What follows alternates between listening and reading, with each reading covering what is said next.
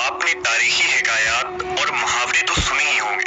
ये वही शख्स है जिसका जिक्र अल्लाह ने कुरान मजीद में निशान इबरत के तौर पर किया है। कारून का किस्सा इसराइली और इस्लामी दोनों तरह की रिवायतों में मिलती है। ये बनी इसराइल का वही अमीर तरीन शख्स था जिसके खजाने की कुंजियां 300 ऊंटों और खच्चरों पर लादे जाते थे और हर कुंजी चमड़े की होती थी जो एक खजाने की चाबी थी।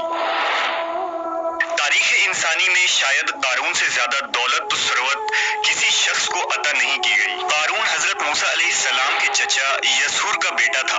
वो निहायत ही हसीन और खूबसूरत आदमी था।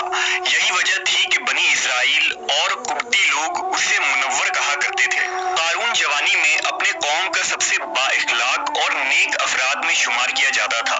नेज़ तौरेत का बहुत बड़ा आलिम दीन भी था, क्योंकि उसके